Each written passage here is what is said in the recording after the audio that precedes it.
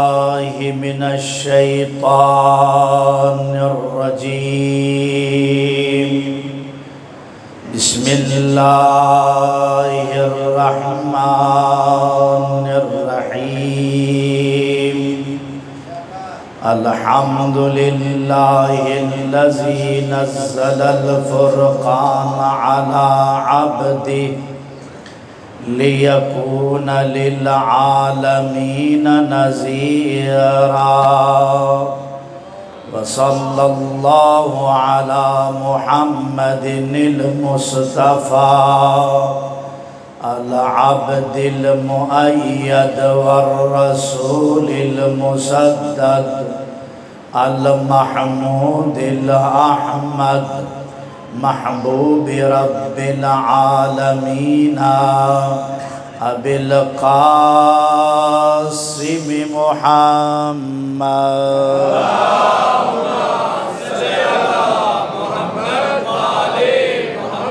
ثم الصلاة والسلام على أهل بيت النبوة ومعدن الرسالة ومختلف الملائكة.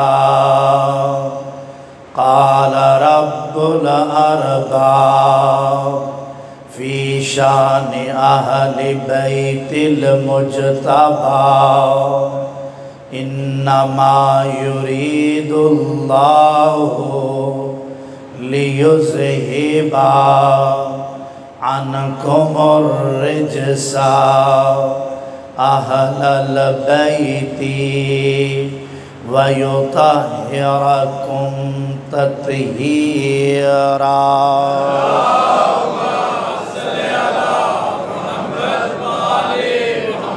سيما على السيد المطهر والإمام المزفر والشجاع الغزنفر وقاسم طوبى وسقر مظهر العجائب ومفرق الكتائب والشهاب الثاقب ونقطة دائرة المطالب إمام المشارق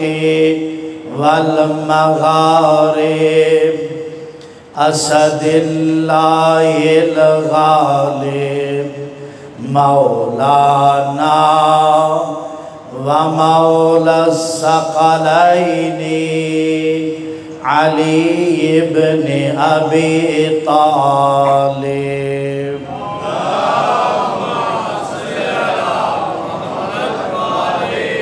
ولعنة الدائمة على أعدائهم أجمعين. أما بعد قال الحكيم في القرآن الحكيم بسم الله الرحمن الرحيم. لا إكراه في الدين قد تبين الرشد من الغي فمن يكفر بالطاغوت ويؤمن بالله فقد استمسك بالعروة الوثقى لا انفصام لها والله سميع عليم. صلوات پڑھ دی محمد والے.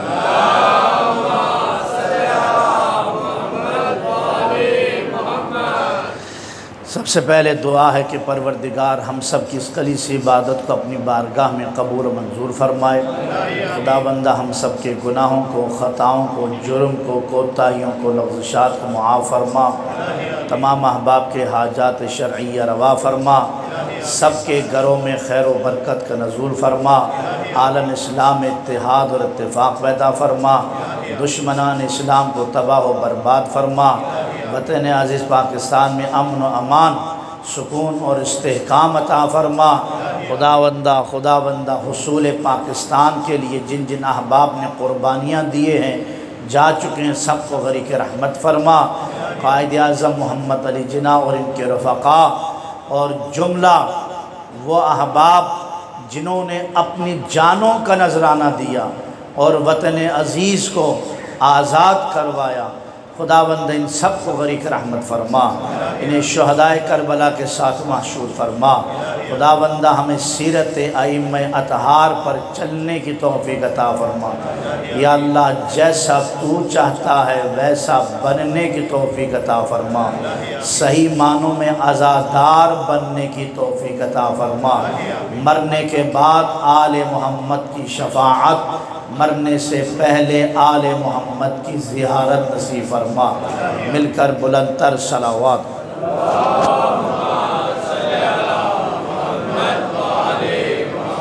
عزیزان محترم، موضوع سخن، موضوع کلام انشاءاللہ آپ کے ذہن عالم میں ہوگا، دین الہی اور جہاد فی سبیل اللہ۔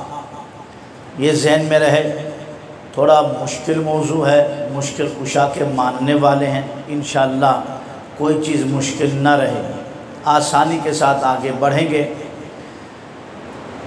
ایک انتہائی مشہور و معروف آیت جو آپ سب جانتے ہیں، بارہا سن چکے ہیں، اور اکثر ایسی شخصیات ہیں کہ جو اس آیت کا بار بار روز اس کی تلاوت کرتے رہتے ہیں، اور یہ ہے بھی آیت الکرسی کی آیات میں سے ایک آیت ہے۔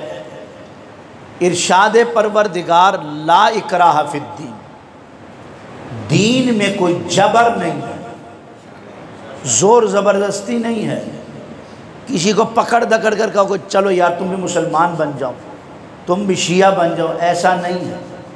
جو جدھر لگا وہ لگا رہے، آپ اپنے کام سے کام رکھیں۔ لا اکراہ فی الدین، دین میں کوئی، تھوڑا میرے ساتھ بولنا ہے، دین میں کیا نہیں ہے؟ جبر نہیں ہے۔ آپ بولیں گے تو میں پڑھوں گا، نہیں تو پھر میں بھی خاموش ہو جاؤں گا۔ بھائی دین میں کوئی جبر نہیں ہے، ایک یہ بات۔ پھر فرمایا قد تبین الرشد من الغی، گمراہی اور ہدایت میں جو فرق تھا وہ نمایاں ہو گیا۔ اور آسان کر دوں، حق اور باطل کے درمیان میں جو فرق تھا وہ واضح ہو گیا، سچ اور جھوٹ کے درمیان میں جو فرق تھا وہ بالکل آپ کے سامنے روز روشن کی طرح واضح ہو گیا۔ جب یہ ہو گیا تو کیا؟ آگے ارشاد فرما رہے خداوند متعال قرآن کریم کی آیت، فَمَن يَكْفُرْ، بس جو آدمی انکار کر دے، کس کا؟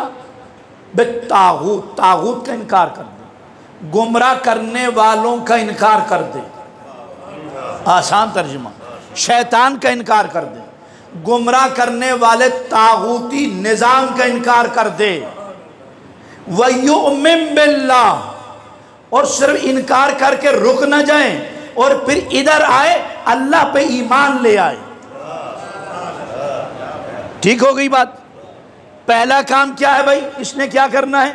طاغوت کا انکار۔ دو باتیں اللہ نے پہلے کہی ہیں، ایک دین میں جبر نہیں ہے، اور دوسرا ہم نے حق اور باطل کو واضح کر دیا ہے۔ دو باتیں اللہ کی جانب سے۔ اب دو کام ہم نے کرنے ہیں، ایک کام یہ طاغوت کا انکار ہم نے کرنا ہے، دوسرا کام ہم نے یہ کرنا ہے اللہ پر ایمان لائیں گے تو پھر کیا نتیجہ نکلے گا؟ فَقَدْ اسْتَمْسَكَ بِالْعُرْوَةِ الْوُثْقَىٰ لَا انْفِصَامَ لَهَا، جو ایسا کرے گا تو یہ وہ شخص ہے کہ جو ایسے مضبوط ترین سہارے کو تھامے گا کہ جو کبھی ٹوٹنے والا نہیں ہے، ایسے مضبوط سہارے کو تھامے گا جو کبھی ٹوٹنے والا نہیں ہے، جو کبھی ٹوٹنے والا نہیں، نہ ٹوٹنے والے مضبوط سہارے کو یہ تھامے گا۔ انشاءاللہ عرض کروں گا آگے چل کر، لیکن تھوڑا تھوڑا آگے چلیے۔ آگے ارشاد فرمائے واللہ سمیع علیم، اور یاد رکھو اللہ سننے والا بھی ہے، صرف سنتا نہیں ہے وہ جانتا بھی ہے، وہ جاننے والا ہے۔ اور تم جو ایک دوسرے کے سامنے کسی کی غیبتیں کرتے ہو وہ بھی اللہ سنتا ہے، بند کمروں میں تنہائیوں میں جو گناہ کرتے ہو اسے اللہ دیکھتا بھی ہے۔ عزیزان من، حق اور باطل میں واضح فرق نمایاں ہو گیا۔ پہلی بات تو یہ سنیں کہ بھائی دین میں جبر نہیں ہے۔ کیا مطلب؟ آغا صاحب کہے کہ بھائی نماز پڑھو نہیں تو آپ جہنم میں جاؤ گے، تو آپ کہیں آغا صاحب اللہ تو کہتا ہے دین میں جبر نہیں ہے، آپ ڈرا رہے ہیں۔ اللہ نے بارہا قرآن میں کہا بھائی نماز پڑھو، روزہ رکھو، یہ کرو وہ کرو۔ اللہ نے نہیں بھی دی ہے کہ بھائی نواہی بھی ہیں جن سے روکا گیا ہے، اور اوامر بھی ہیں جن کا حکم دیا گیا ہے، یہ سارے کام موجود ہیں۔ تو بھئی یہ لا اکراہ فی الدین سے مراد کیا ہے؟ بھئی بات یہ ہے جو آدمی غیر مسلم ہے اسے آپ زور زبردستی پکڑ کر آپ مسلمان نہیں بنا سکتے، اس کی مرضی ہے کہ وہ مسلمان بنے نہ بنے، کلمہ پڑھے نہ پڑھے، آپ زبردستی اسے مسلمان نہیں بنا سکتے، وہ ادھر ہی ہے، اس کے لیے جبر نہیں ہے۔ لیکن جو آلریڈی مسلمان ہو چکا ہے وہ اس میں داخل نہیں ہے، یہ ذہن میں رکھیے گا۔ میں آسان لفظوں میں سمجھاؤں، بھائی میں پاکستان کا باشندہ ہوں، پاکستان کا شناختی کارڈ رکھتا ہوں، پاکستان کا پاسپورٹ رکھتا ہوں، ایران اور سعودیہ کے قوانین مجھ پہ لاگو نہیں ہوتے، ٹھیک ہے؟ ایران اور سعودیہ کے قانون، امریکہ کے قانون مجھ پر لاگو نہیں ہوتے۔ اگر میں ادھر چلا جاتا ہوں، وہاں کی نیشنلٹی لیتا ہوں، تب جا کر میں ان کا باشندہ بنوں گا۔ اب ان کے قوانین کی پاسداری کرنا میرے اوپر ضروری اور واجب، نہیں کروں گا تو شرعاً بھی گناہگار، اور پھر عزیزان محترم قانون والے تو ویسے ہی پکڑ لیں گے، ایسا ہی ہے نا؟ تو عزیزان محترم جب تک کوئی آدمی اپنے ملک سے نکل کر کسی دوسرے ملک میں جاتا نہیں ہے ان کے قوانین اس پر لاگو ہوتے نہیں ہیں۔ بالکل اسی طرح جب تک کوئی بندہ مسلمان ہوتا نہیں ہے اسلام کا کوئی قانون اس پر لاگو نہیں ہوتا۔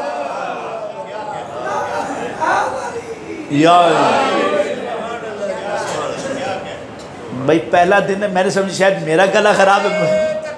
اللہ یا رسول اللہ،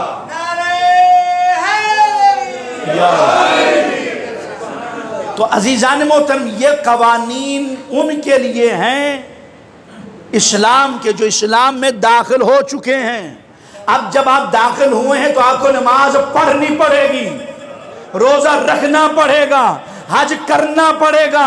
اگر نہیں کریں گے تو اللہ نے کہا نماز نہیں پڑھو گے تو واپس جاؤ مشرک، روزہ نہیں رکھو گے میرے فرمان کا انکار کرو گے تو کفر، اور پھر فرمایا اگر حج نہیں کرو گے مر جاؤ گے، یہودی مرو گے، عیسائی مرو گے، مسلمان نہیں مرو گے، اور پھر قوانین نافذ ہو جاتے ہیں۔ ابھی نظام ولایت نافذ نہیں ہے، نظام ولایت صحیح معنوں میں نافذ نہیں ہے، لیکن اس نظام ولایت نے نافذ ہونا ہے، اور وہ اس وقت ہوگا جب زہرا کا 11واں بیٹا آئے گا۔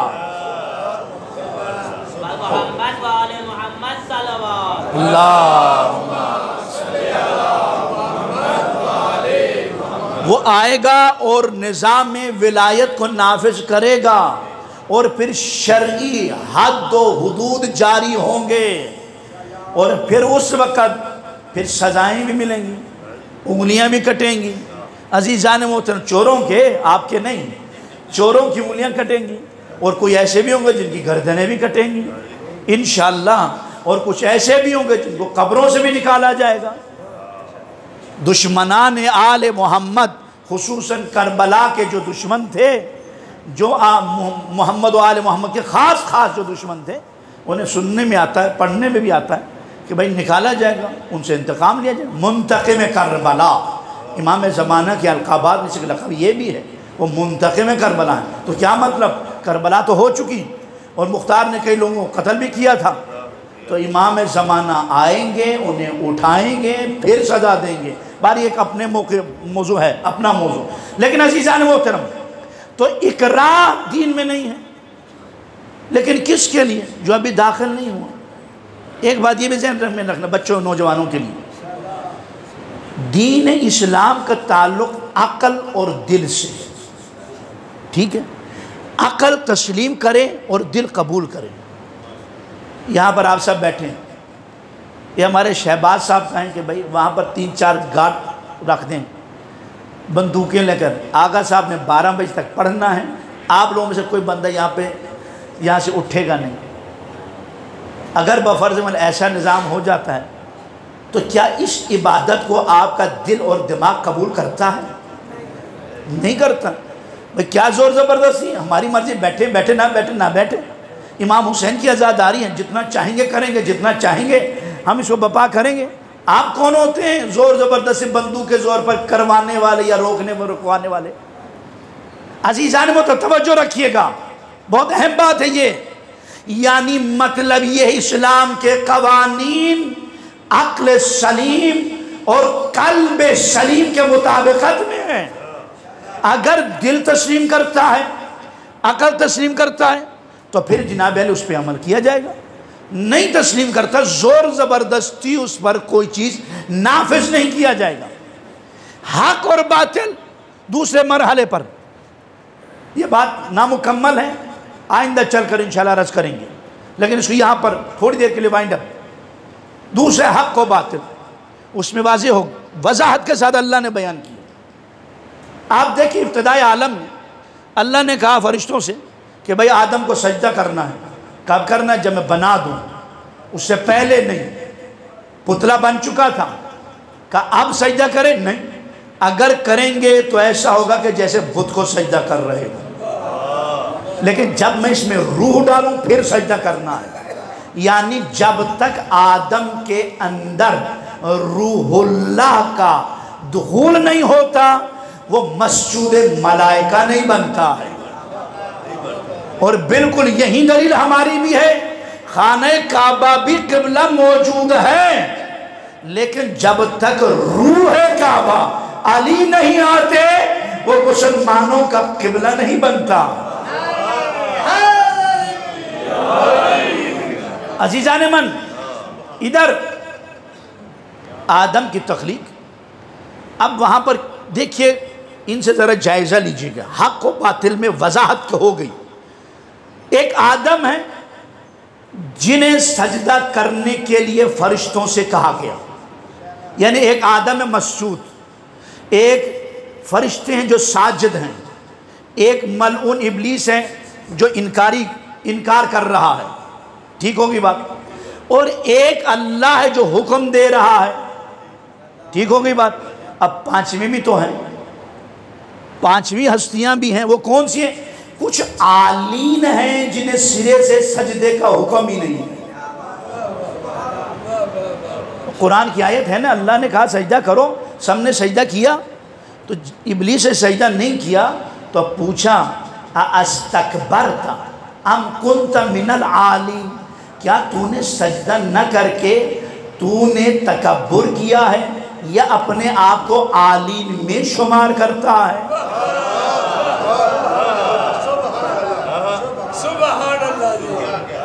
اس نے استکبار کیا۔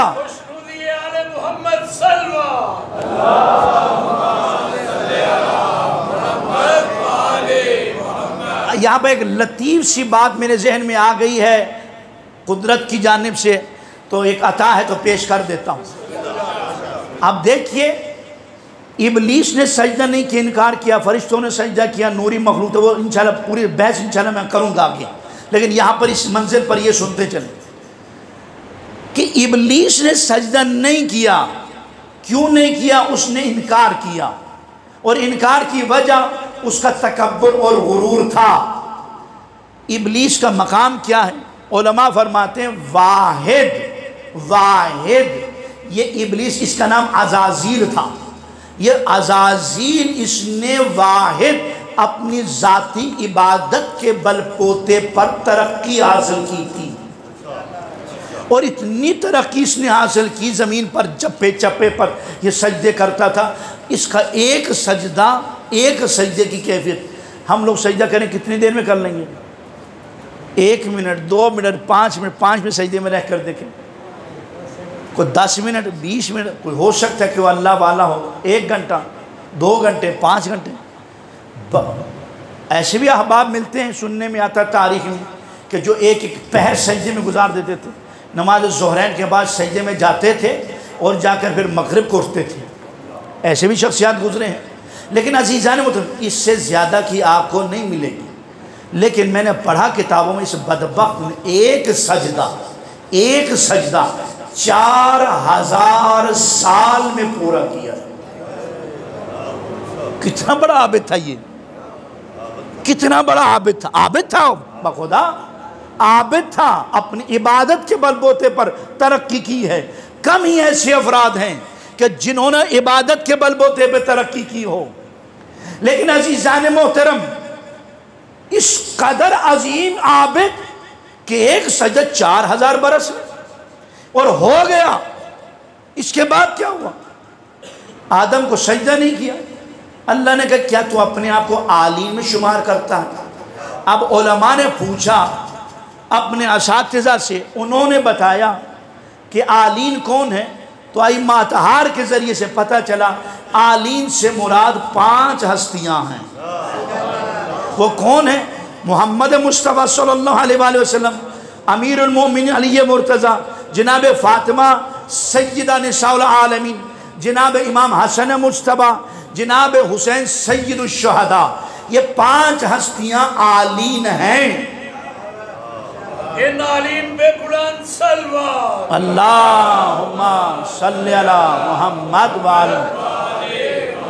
اس وقت جب آدم کو سجدہ ہو رہا تھا یہ انوار کی کیفیت میں موجود تھے، سب نے سجدہ کیا، ابلیس نے سجدہ نہیں کیا۔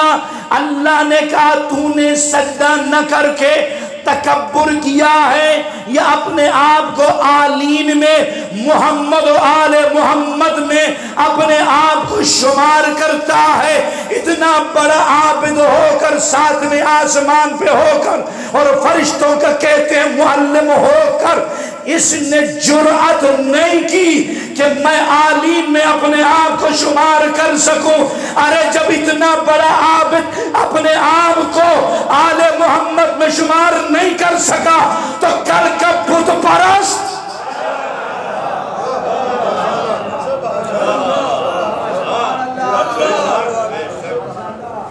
نعرہ تکبیر، اللہ اکبر، نعرہ رسالت، یا رسول اللہ، نعرہ حیدری، یا علی، آل محمد پہ سلوات۔ صلی علی محمد وآلہ۔ حق و باطل کا ٹکراؤ وہیں سے شروع ہے، حق و باطل، آدم حق، ابلیس باطل، کہ میں آگ کو نہیں جھکوں گا۔ دوسرا ٹکراؤ دور آدم میں ہی، ایک طرف حابیل ہے ایک طرف قابیل ہے، دونوں نبی کے بیٹے ہیں۔ دونوں کس کے بیٹے ہیں؟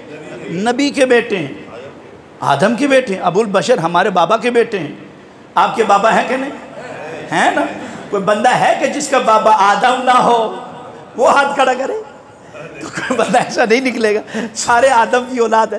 تو عزیزان محترم سارے آدم کی اولاد، لیکن عجیب بات ہے، عجیب بات ہے، نبی کی اولاد اور ایک قاتل ہے، ایک مقتول ہے، ایک ظالم ایک مظلوم ہے، اللہ اکبر، ایک گستاخ ہے ایک فرما بردار ہے، ایک اطاعت گزار ہے ایک باغی ہے، ایک سرکش ہے اور ایک مطیع پروردگار ہے، اور ایک ہادی ہے ایک گمراہ کرنے والا ہے۔ یا یوں کہہ دوں عزیزان محترم آیت کے مطابقت میں ایک ہادی ہے تو ایک گمراہ کرنے والا طاغوت ہے۔ آپ نے بسا اوقات شاید یہ بات سنی ہو، لیکن یہ جملہ بہترین ہے، مجھے یہ بات بہت پسند ہے۔ جناب آدم نے دیکھا نا کہ بیٹا شہید ہو گیا، کرنے والا بھی بیٹا تھا، تو اچھے ماں باپ اپنی زندگی میں ہی اولاد کی وراثت تقسیم کر دیتے ہیں، رکھتے نہیں ہیں۔ جب دیکھا حابیل شہید ہو گئے، کرنے والا دوسرا بیٹا قابیل تھا، تو جناب آدم ابو البشر کی سنت ہمارے لیے واجب الاطاعت ہے۔ ان کا کام ماننا، باپ کا کام ماننا شریف اولاد پہ ذمہ داری اور واجب ہے۔ باپ نے اپنے ابتدائی مرحلے میں تقسیم کر دیا، جو ظالم تھا اس کے حصے میں لعنتیں ڈال دی، جو مظلوم تھا اس کے حصے میں درود ڈال دیا۔ اب آدم کی اولاد ہے، حابیل مظلوم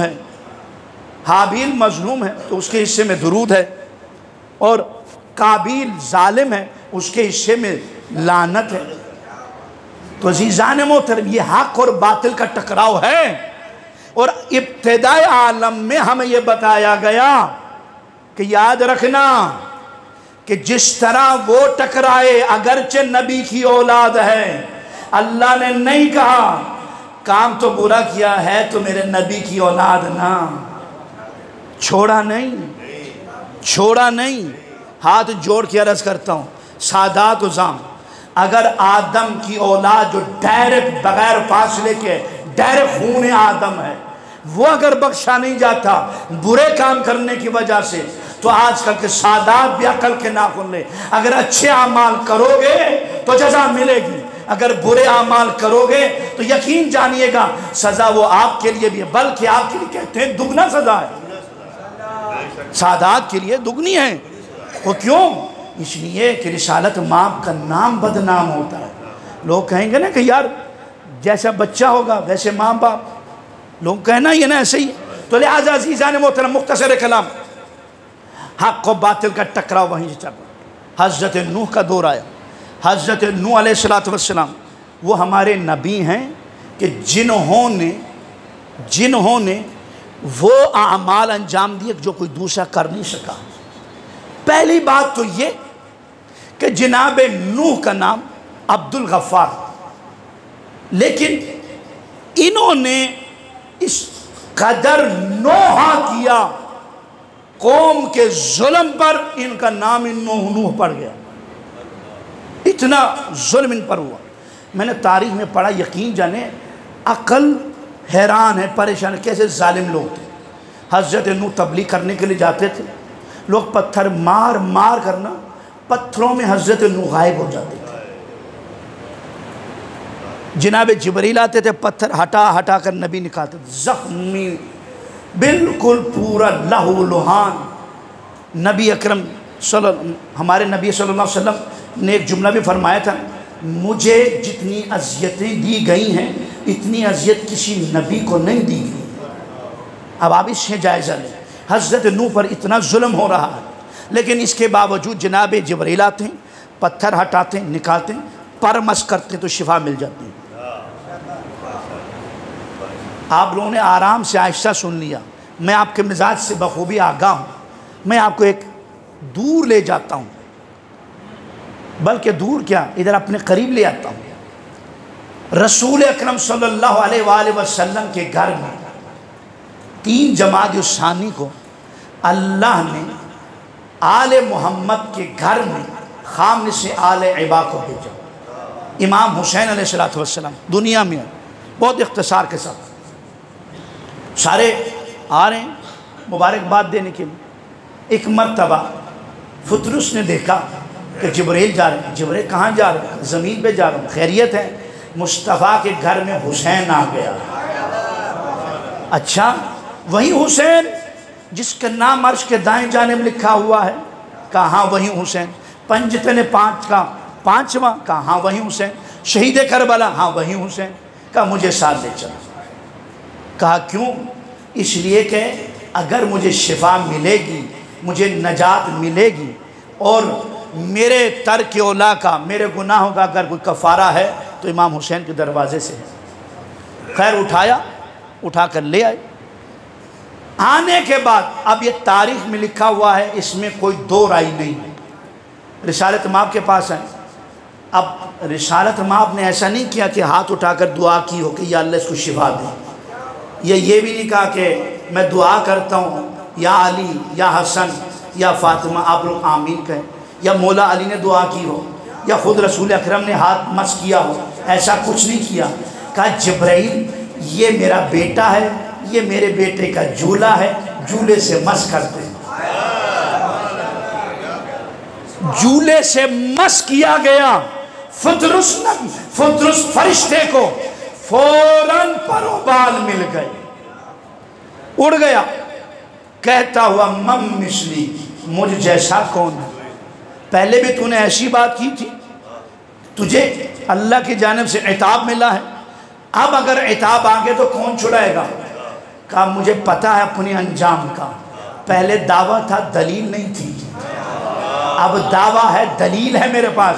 دلیل کیا ہے؟ میں حسین کا آزاد کرتا ہوں۔ وہ تو چلا گیا، لیکن ہمیں دو چار باتیں بڑی سمجھا گیا۔ وہ کیا؟ رسول اکرم نے جسم حسین سے مس نہیں کیا، حسین کے جھولے سے مس کیا۔ کہ اس سے مس کر دو، اسے شفا ملے گی۔ مس ہوا، شفا ملی کہ نہیں؟ ملی نا۔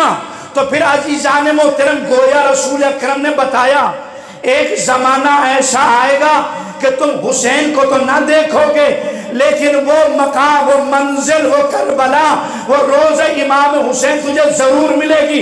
وہاں چلے جانا، حسین کا واسطہ دینا، اللہ تیرے واسطے کو رد نہیں کرے گا، اور تمہیں شفا بھی ملے گی، تجھے نجات بھی ملے گی، اور تجھے بقا بھی ملے گی حسین کے صدقے۔ اور جو اہم بات جس کے لیے میں نے یہاں تک آپ کو تکلیف دی، جناب نوح زخمی ہوئے، جبرائیل فرشتہ آیا، پروں کو مس کیا، شفا مل گئی۔ ایسا ہوا کہ نہیں؟ اب سمجھئے مقام نوح کیا ہے، مقام حسین کیا ہے۔ نوح نبی وہ ہے، زخمی ہو جائے، فرشتہ پر مس کرے، شفا مل جاتی ہے، اور حسین وہ ہے کہ زخمی فرشتہ ہو تو حسین کا جھولا شفا دیتا ہے۔ اللہ اکبر، یا رسول اللہ، یا زندہ آباد، اللہ صلی اللہ محمد وآلہ محمد۔ عزیزان من، نوح کے دور میں بھی حق و باطل کا ٹکراؤ، لیکن حضرت نوح نے کشتی بنائی۔ کل میں نے پیش کیا تھا کہ رسالت مآب نے فرمایا مثل اہل بیت کمثل سفینۃ نوح، میری اہل بیت کی مثال سفینہ نوح کی مانند، جو سوار ہوگا نجات پائے گا، جو رہ جائے گا وہ غرق ہو جائے گا۔ اور عزیزان محترم، ادھر امام حسین کے لکھا، حسین تنہا ہدایت کا چراغ بھی ہے اور نجات کی کشتی بھی ہے۔ یہاں پر رک جائیے تھوڑی دیر کے لیے۔ حضرت نوح علیہ السلام، ان کا بیٹا بھی ہے کنعان، ان کی زوجہ بھی ہے، لیکن دیکھیے نہ بیٹا چڑھ سکا، نہ بیوی کشتی میں چڑھ سکی، نہیں آئے تو غرق ہو گئے۔ گویا اگر کشتی نوح میں سوار ہوتے تو بچ جاتے، کشتی نوح میں سوار نہیں ہوئے تو غرق ہو گئے۔ توجہ رکھیے گا، بہر انشاءاللہ زندگی رہی، پھر آگے سے آگے بڑھتے ہیں۔ حضرت ابراہیم کا دور آیا، نار نمرود اس نے روشن کی، ادھر ابراہیم ہے اور ادھر اس نے آگ روشن کر رکھا۔ اچھا یار تھوڑا سا رک جائیں اس بات، دیکھیے کہ جناب ابراہیم سے تین قسم کے امتحان ہیں۔ ایک مال کا امتحان ہوا، ایک جان کا امتحان ہوا، ایک اولاد کا امتحان ہوا۔ ایسا ہی ہے نا؟ مال کا امتحان ہوا. حضرت ابراہیم کہیں جا رہے تھے, کہیں سے آواز ہے سبوح قدوس رب الملائکۃ والروح. بہت شیرین آواز, دل تڑپ گیا. ڈھونڈتے ڈھونڈتے چلے کہ وہ بندہ مل گیا. کہ بندے خدا ایک دفعہ پھر کہہ دے. کہ کیا دے گا؟ کہ میرا یہ آدھا ریوڑ ہے, مال و متاع سب دے. پھر کہہ دیا. لیکن وہ دل کو جو سرور ملا تھا وہ کیفیت تمام نہ ہوئی. کہ ایک بار پھر کہہ دے. کیا دے گا؟ باقی جو بچہ وہ بھی تیرا. اب وہ بھی اس نے کہہ دیا سبوح قدوس. اب تیسری دفعہ کہ ایک دفعہ پھر کہہ دیا. اب کیا دے گا؟ تیرے پاس دینے کے لیے کچھ نہیں ہے, اب میں ہی رہ گیا, میں تیرا غلام بن جاتا. اب اس نے کہہ دیا. کہنے کے بعد حضرت ابراہیم نے کہا میں اپنے وعدے کے مطابق میں یہ ریوڑ بھی تیرا, یہ مال و متاع بھی تیرا, اور میں بھی تیرا غلام ہوں. کیا حکم ہے بتا؟ کہا مجھے یہ کچھ نہیں چاہیے, میں اللہ کا فرشتہ ہوں, تیرے امتحان کے لیے آیا تھا. جا مال بھی لے جا, تو بھی جا. جان کا امتحان. نار نمرود میں حضرت ابراہیم کو پھینکا جا رہا. جبرائیل امین آ گئے. کہا حل لک حاجت, آپ کی کوئی حاجت ہے؟ اگر کہیں نہیں تو جھوٹ ہے, اگر کہیں ہیں تو اللہ ناراض, خلیل ناراض, دوست ناراض. کہنا تھا تو مجھے کہتے, جبرائیل کو کیوں کہا؟ دونوں طرف سے خطرہ ہے نا. اگر کہیں ہیں تو پھر جبرائیل سے بات ہو رہی ہے, اللہ ناراض ہو رہا ہے, دوست ناراض ہو رہا ہے.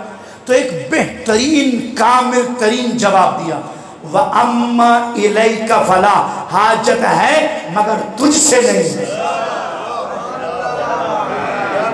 حاجت ہے مگر. اچھا, حضرت ابراہیم سے کہا اگر مجھ سے نہیں ہے تو جس سے ہے اسے کہہ تو صحیح. کہ کہنے کی کیا ضرورت, وہ دیکھ ہی رہا ہے. اگر اسے میرا جلنا منظور ہے تو مجھے جلنا منظور ہے, اسے میرا بچنا مقصود ہے تو مجھے بچنا منظور ہے. جو وہ چاہے وہی میری چاہت ہے. عزیزان محترم, آگ میں ڈالا گیا. اب اللہ نے کہا یا نار کونی بردا و سلاما علی ابراہیم, اے آگ خبردار میرا خلیل ہے, تیری جرت کہ تو اسے جلا دے, سلامتی بن جا, نہ زیادہ ٹھنڈی سردی لگے نہ گرم کے جلے, سلامتی بن جا. بلکہ یہاں تک علماء نے لکھا تفاسیر میں ہے کہ پورا ایریا گلزار بن گیا. گلزار پریکٹیکلی طور پر پھول نکل آئے. یہ ہم صرف سمجھتے ہیں گلزار ہو گئے تو آگ ٹھنڈی, نہیں, پریکٹیکلی طور پر پھول نکل آئے اور پریکٹیکلی طور پر وہ باغ بن گیا, خوبصورت ترین باغیچہ, ایک بہترین خوبصورت. ایک مرتبہ ادھر نمرود کے بھی تو افراد تھے نا, تو ایک اس کے بڑے شخصیت نے کہا اگر خدا ہو تو ابراہیم کے خدا جیسا. اللہ اللہ یا رسول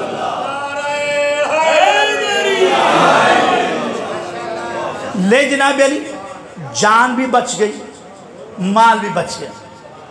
اب حکم ہوا, کل میں نے اشارہ کیا تھا, تفصیل نہیں, کہا ابراہیم بیٹے کو ذبح کرو. بیٹے کا امتحان, اولاد کا امتحان. عزیزان محترم, یہ بیٹے کو ذبح کرنے کی آرڈر دیا جا رہا. اب جناب ابراہیم بیٹے کو لے کر گئے مینا میں, آپ کے سامنے ہیں, لیکن بیٹا ذبح نہیں ہوا, دمبا ذبح ہو گیا, بیٹا بچ گیا, واپس مل گیا. کہ وَفَدَيْنَاهُ بِذِبْحٍ عَظِيمٍ, ہم نے اسے ذبح عظیم میں بدل دیا. بس آخری ایک بات, زحمت تمام کر رہا ہوں, باقی باتیں پھر ادھر سے آ گئی. بیٹا بھی واپس مل گیا, مال بھی واپس مل گیا. اب ایک علماء کی ریسرچ پیش کر رہا ہوں, بہت احتیاط کے ساتھ. اب یہ سب واپس مل گیا, اور اس کے ساتھ حضرت ابراہیم کو قرآن نے ایک تمغہ دے دیا, انی جاعلک للناس اماما, ہم نے تجھے لوگوں کے لیے امام بنایا. امامت کا اعلان پورے تاریخ ائمہ تھا تو اب ہے نا رسالت مآب کے دور کے بعد جو اعلان ہوا، لیکن تاریخ انبیاء میں دیکھیں اعلان امامت صرف اور صرف قرآن میں ملے گا تو جناب ابراہیم کے لیے ملے گا۔ ایسا ہی ہے نا، انی جاعلک للناس اماما، اور بنایا بھی کس کے لیے؟ صرف لوگوں کے لیے امام۔ توجہ رکھیے گا، صرف لوگوں کے لیے امام ہیں۔ اب جناب ابراہیم نے امتحان دیا ہے، اور مال کا امتحان، جان کا امتحان، اولاد کا امتحان، اللہ نے تینوں واپس کر دیے۔ تینوں کیا کیے؟ واپس کر دیے۔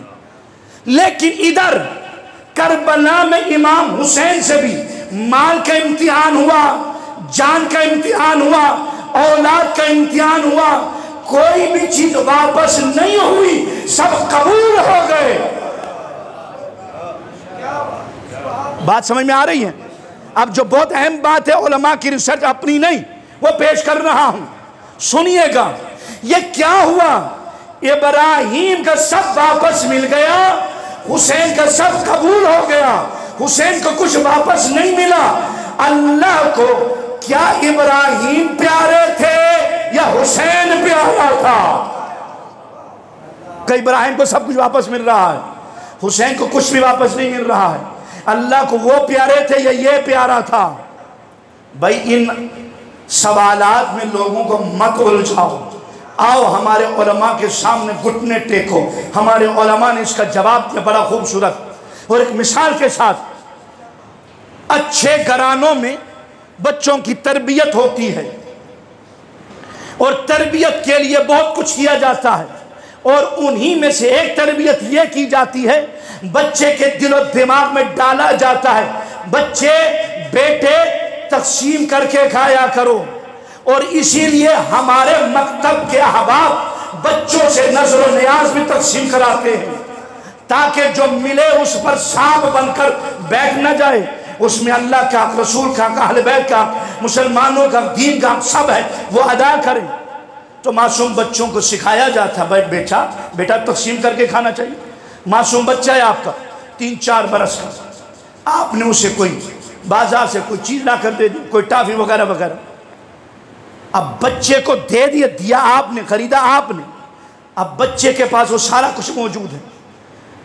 اب بچے سے کہا بیٹا ہمیں بھی کچھ دو کھانے کے لیے، اس سے لیا ایک ٹافی، کھولا، اس کے سامنے بچہ دیکھ رہا ہے، اس کے سامنے کھول کر یہاں تک لے آئے، منہ تک لے آئے، لانے کے بعد دیکھا بچے کا چہرہ بگڑ تو نہیں رہا، ناراض تو نہیں ہو رہا، رو تو نہیں رہا، اور اس کے بعد ایک دفعہ نکال کر بچے کو واپس دے دیا، کہا بیٹا خود ہی کھاؤ، میں نے تو ویسے کہا تھا۔ بچہ ہے، اس سے لیا پھر واپس کر دیا۔ اب یہی بچہ جوان ہو گیا، 30 برس کا ہو گیا، اب اس بچے نے باپ کے لیے سوٹ لے آیا، جوتے لے آئے، کپڑے لے آیا، اب باپ خوشی خوشی قبول کرتا ہے، اب واپس نہیں دیتا۔ اس پیارا اس وقت بھی تھا جب بچہ تھا، پیارا اس وقت بھی ہے جب جوان ہے، لیکن وہ بچپن ہے جب چیزیں لے کر واپس کی جاتی ہے، یہ جوانی ہے جب چیزیں لے کر واپس نہیں کی جاتی، قبول کیا جاتا ہے۔ ابراہیم کا دور امامت کے بچپنے کا دور تھا، حسین کا دور امامت کی جوانی کا تھا۔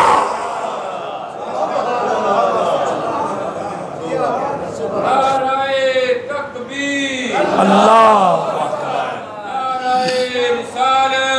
یا رسول اللہ یا زندہ باد۔ بس عزیزان محترم، ابراہیم ایک مرتبہ گھوڑے پہ سوار گزر رہے ہیں، یک مرتبہ گھوڑے سے گر گئے، یا سر سے یا پاؤں سے خون نکل آئے، پریشان ہو، یا اللہ بیشتر جگہوں کو میں پھر چکا ہوں، لیکن یہ ماجرا میرے ساتھ اس سے پہلے نہیں ہوا، کیا کوئی ترک اولا ہوا ہے کہ جو میں گر گیا اور میرا خون نکل آیا؟ کہ ابراہیم ذرا غور سے دیکھ، یہ زمین کربلا ہے،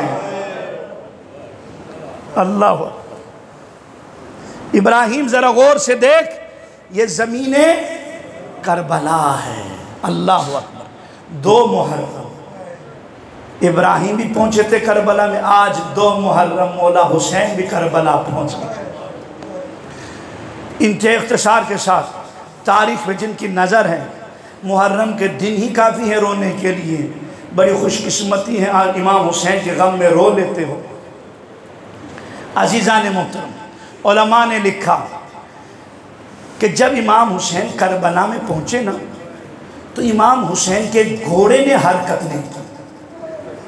روایت یہ ہے 7 یا 8 گھوڑے امام نے تبدیل کیے۔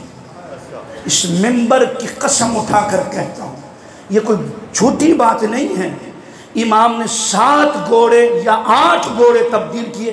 میں نے اپنی گناہگار آنکھوں سے پڑھا، 7 یا 8 گھوڑے تبدیل کیے، ایک گھوڑا بھی نہیں چلا، ایک گھوڑا بھی نہیں چلا، حرکت ہی نہیں کی کربلا سے۔ اس گھوڑے کو کس نے بتایا یہ مقتل حسین ہے؟ اللہ اکبر۔ جناب امام حسین رکے، کہا غازی عباس، یہ جو سامنے گاؤں نظر آ رہا ہے، ان کو ان میں سے کسی یہ جو افراد ان کو بلا کر لاؤ۔ وہ آگئے، پوچھا، کسی سے پوچھا اس زمین کا نام کیا ہے؟ کہا یقال لہا نینوا، اسے نینوا کہتے ہیں۔ حلہ اسمنا، کوئی اور نام بھی ہے، یقال لہا شط الفرات، اسے شط الفرات بھی کہتے ہیں۔ 5 نام ان کے اس کے سامنے آئے ہیں، غازریہ، ماریہ، 4، اور پھر پوچھا کوئی اور نام بھی ہے؟ کہا یقال لہا کربلا، اسے کربلا کہتے ہیں۔ امام نے فرمایا واللہ ہذہ کرب و بلا، یہ کرب اور ابتلا کی جگہ ہے۔ اب ہمارا آخری منزل آ گیا، اور یہاں سے ہم قیامت کو اٹھیں گے، یہاں ہمارے بچے ذبح ہوں گے۔ ابھی یہ باتیں ہو رہی تھی، قبلہ صاحب ہمارے اساتذہ محترم جناب حافظ صاحب فرماتے ہیں، انہوں نے لکھا کہ دیکھا یکایک ایک ہوا کا بگولا آیا، امام کو لپیٹ میں لیا، بہنیں امام کو نہ دیکھ سکی، حیران ہوئی، پریشان ہوئی، تڑپنے لگی۔ ہوا کا بگولا ہٹا، بہنیں دوڑ کر گئی، بھائی کے سینے سے لگ گئی، کہا بھیا یہ کیسی جگہ ہے، کتنی خطرناک جگہ ہے۔ امام نے رو کر کہا اور میری بہن زینب و ام کلثوم، اب یہ وہ مقام ہے جہاں ہماری شہادت ہوگی، یہ وہ مقام ہے جہاں ہم پر پانی بند ہوگا، یہ وہ مقام ہے جہاں میرا اکبر و اصغر شہید ہوگا، صبر کرنا، یہ وہ مقام ہے جہاں مجھے شہید کیا جائے گا۔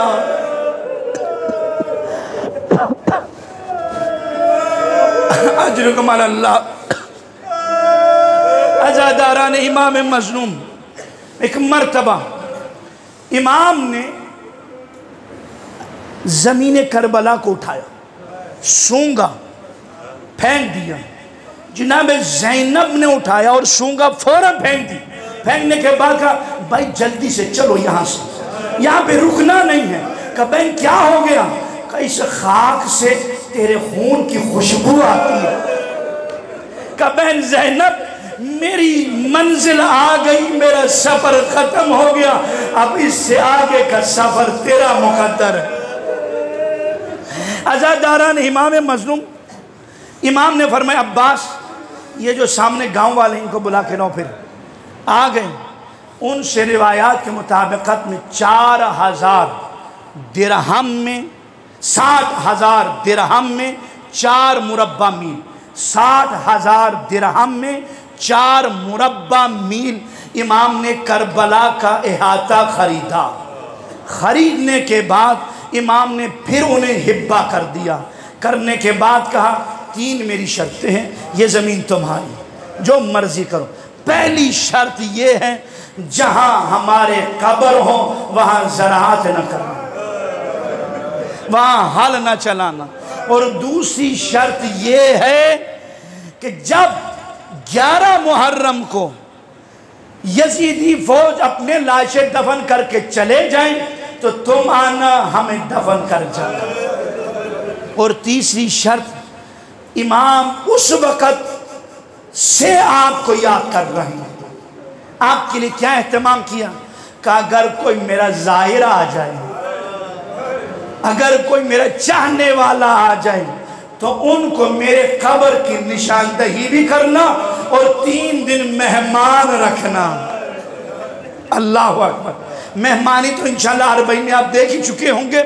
عزاداران امام مظلوم، یہ وصیتیں ہو گئیں کہ اب تم جا کر اپنی عورتوں کو بھیجو۔ جب عورتیں آئیں نا تو عورتوں کو مخاطب کر کے کہا، اے بنی اسد کی عورتوں، دیکھو میں خدیجۃ الکبریٰ کا بیٹا ہوں، میں فاطمہ زہرا کا بیٹا ہوں، میں زینب ام کلثوم کا بھائی ہوں۔ دیکھو اگر تمہارے مرد ہمیں دفن نہ کر سکے نا تو تم پانی بھرنے کے بہانے آ جانا اور ہمارے جسموں پر مٹی ڈال کے چلے جانا۔ اب غربت حسین سنو، عزاداران امام حسین، اب امام نے کیا کہا، اب تم جاؤ اپنے چھوٹے چھوٹے بچوں کو بھیجو۔ جب بچے آئے نا، امام کی مظلومیت دیکھی، غربت دیکھیے، کہو بچوں دیکھو میں اصغر کا بابا ہوں، میں سکینہ کا بابا ہوں، میں اکبر کا بابا ہوں، اگر تمہارے ماں باپ ہمیں دفن نہ کر سکے تو تم لوگ کھیلنے کے بہانے آ جانا، ایک ایک مٹھی خاک کی ہمارے جسموں پہ ڈال جانا۔ عزاداران امام مظلوم، آج بھی روز عاشور بنی اسد کے لوگ ہاتھوں میں گینٹیاں بیلچے لے کر آتے ہیں اور امام کو سلام کر کے کہتے ہیں، این الحسین، این علی الاکبر، این العباس۔ بولا حسین کہاں ہو؟ ہم تیرے اکبر کو دفن کرنے آئے ہیں، تیرے عباس کو دفن کرنے آئے ہیں۔ عزاداروں، کچھ ہی دیر کے اندر جناب سکینہ آئیں امام حسین کے پاس۔ آنے کے بعد کہا، بابا میری کوئی خواہش ہے۔ کہا کیا خواہش ہے؟ کہا بابا ایسے نہیں، ذرا زمین پر بیٹھیں۔ امام زمین پر بیٹھے، جناب سکینہ آ کر گود میں بیٹھی۔ ایک مرتبہ کہا، بابا اب میرے سر پر ایسے پیار کرو جیسے یتیموں کو کیا جاتا ہے، ایسے شفقت سے ہاتھ پھیرو کہ جیسے یتیموں کے سر پہ پھیرا جاتا ہے۔ بیٹی ایسا کیوں کر رہی ہے؟ کہا منزل زبالہ پہ دیکھا تھا، مسلم کی بچیوں کو گود میں بٹھا کر جب یتیم ہوئی تھی تو آپ نے پیار کیا تھا، مجھے بھی یقین ہو گیا ہے میں بھی یتیم ہونے والی ہوں۔ امام تڑپ گئے، فریاد کر کے کہا، او میری مظلوم سکینہ، اگر شمر تماچے مارے صبر کرنا، شمر نور چینے صبر کرنا، شمر چادر چینے صبر کرنا۔